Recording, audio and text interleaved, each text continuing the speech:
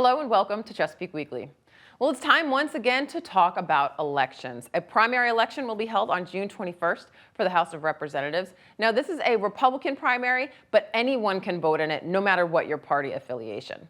Early voting is available now at the General Registrar's Office, 411 Cedar Road, and that's from weekdays from 8 to 5, and then they're going to also be open 2 Saturdays before Election Day from 9 to 5. Now, anyone can vote early. You don't need a reason, and you don't even need to apply. Or you can wait for Election Day, again, June 21st, when you can head to your usual polling location between the hours of 6 and 7.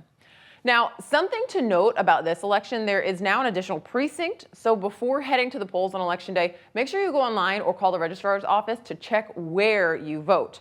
So everyone whose precinct has changed will be directly contacted by mail, but it's always a good idea to check before you head to the polls on Election Day.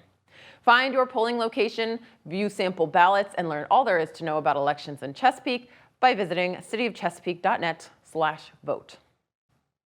Well, are you planning any summer projects around the house? Perhaps a new fence or a deck? Well, you're gonna need a permit for that. The Department of Development and Permits manages permitting in the city. I recently spoke with Sandra Witherow from the department to get a better idea of all the things that you might need a permit for.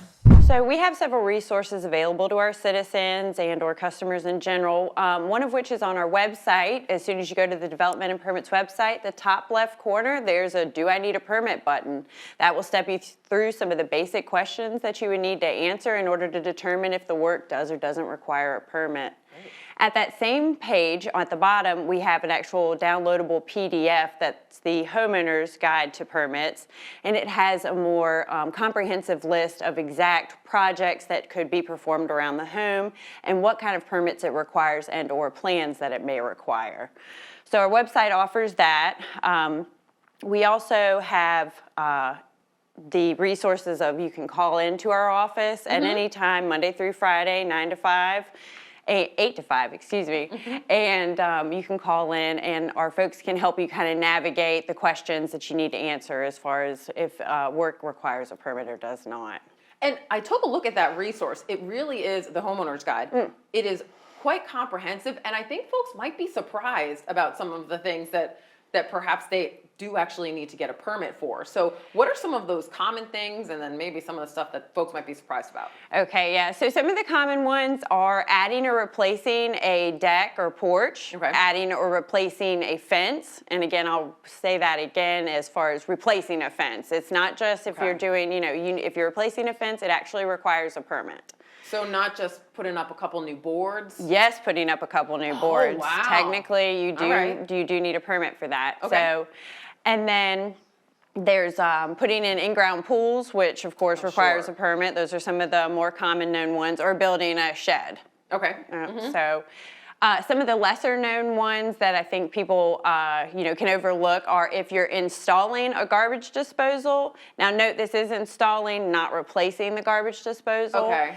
And if you are installing an above ground pool, this also requires obtaining a permit. And then lastly is one of my favorites is if you're installing attic pull down stairs in your home, that too requires a permit. You can find the permit guide and other helpful information at cityofchesapeake.net/permits. And to get started on applying for a permit, you can do all of that online at cityofchesapeake.net/ebuild. But don't ever hesitate to come on into City Hall to the Development and Permitting offices or give them a call at 382-6018 if you need any help. Well, all this rain we've had, everyone's yards are starting to look truly fabulous. And if your yard is something you're proud of, it could qualify for the annual Notable Yards Contest, which is going on now. Here's Parks, Recreation, and Tourism's Megan Hale with more.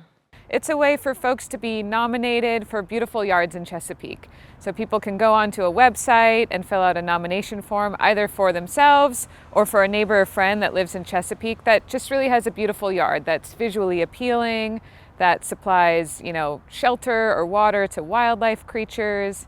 I think the CEIC would like to encourage other homeowners and folks that have yards to do things right for the environment. So by using fewer pesticides or chemicals and growing their own food, we can really help kind of with that environmental impact on our community. there really is no perfect yard, right? This could be kind of open for interpretation and open for the judge's discretion. But people who, have fewer grass space and have converted some of that grass to raised garden beds or container plants, areas with houses for birds or wildlife and bird baths and things like that. So, of course, beautiful flowers and other things that really brighten our community. So to nominate your own yard or another yard that you think is deserving, you can find the nomination form at cityofchesapeake.net/CEIC. Send that in by May 31st. Now remember that the judges will be looking for yards that are not professionally maintained, but that have visual appeal, healthy lawn practices, food gardens, or maybe even wildlife habitats. Now once all the nominations are in, judges will take a look, pick their favorites, and the lucky winners will be announced later this summer. And by the way, winners will receive a gift certificate to White's Nursery. So nominate any yard that you like to look at, could be your own or someone else's, by filling out the nomination form found at cityofchesapeake.net/CEIC by May 31st. Well, one thing every notable yard is sure to have: bees. May 20th is World Bee Day, and we think those helpful little buggers deserve a little extra love and attention considering all that they do for us. So we met up with a local beekeeper to learn more.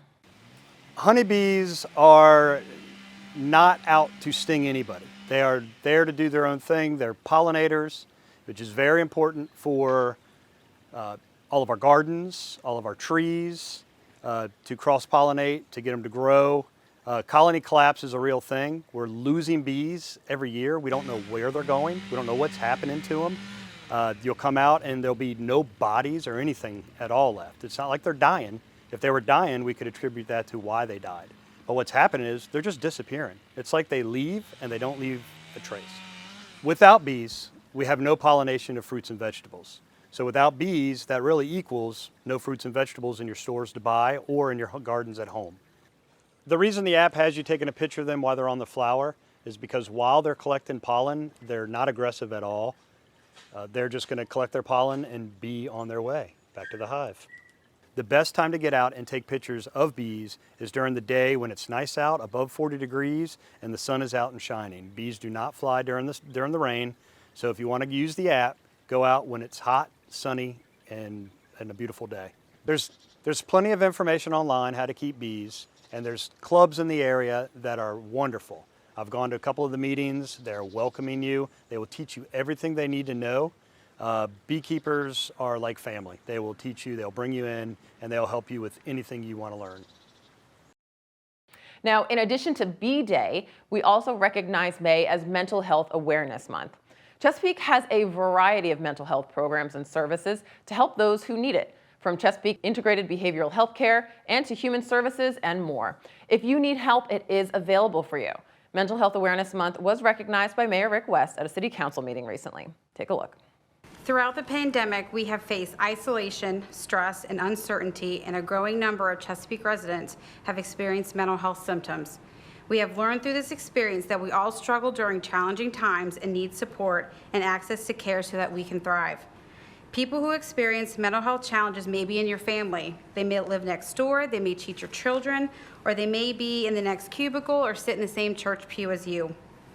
While 1 in 5 people will experience a mental health illness during their lifetime, everyone faces challenges in life that can impact their mental health.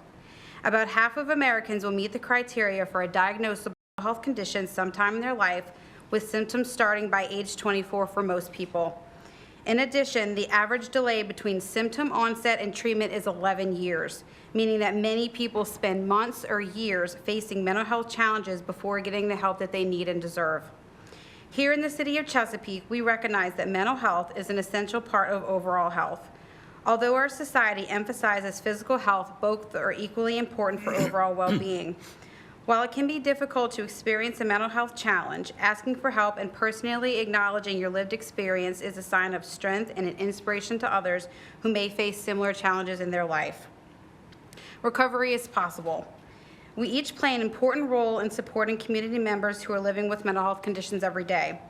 Learn the warning signs of emotional distress and suicide. Engage affected loved ones in supportive dialogue and help destigmatize mental health conditions by learning about mental health, to educate yourself and others. using respectful language, encouraging equality in how people perceive physical illness and mental health, and offer support to others during periods of struggle and recovery. If you or someone you know is in crisis, please contact the National Suicide Prevention Lifeline at 1-800-273-TALK.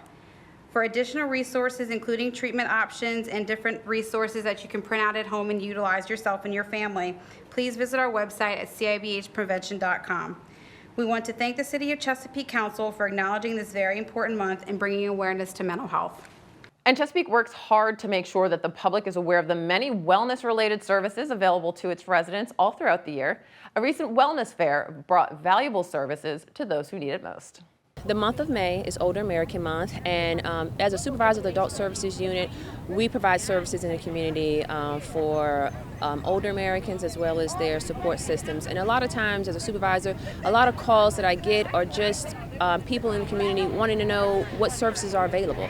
A lot of people just don't know what's available, what services and what programs are available in their community. So I thought this would be a great idea to have a one-stop shop where people can come and gain that information for their loved one, for themselves, for people that they know, so that they can have those resources to remain independent and to age their way. And I came out to see, because I am almost a senior citizen, where I am a senior citizen. I'm 65, and so I wanted to see what was going on and what the resources was today. That's one thing that our organization do. We do service our seniors in Chesapeake.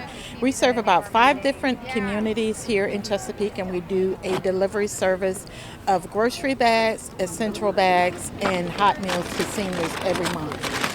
It started out as family, and then it grew to family and friends, and now we have a multitude of volunteers that love to come in, organizations that like to come in monthly and help us pack bags such as this. We pack bags like this for every event. Some of them are larger than others. This is just a sample of what we give out today. We'll be out this weekend in the communities in the weather, so we do it all through the year. Well, that's all we've got for this week. We leave you now with a look at what Parks and Rec has going on. Thank you so much for joining us. Have a great week.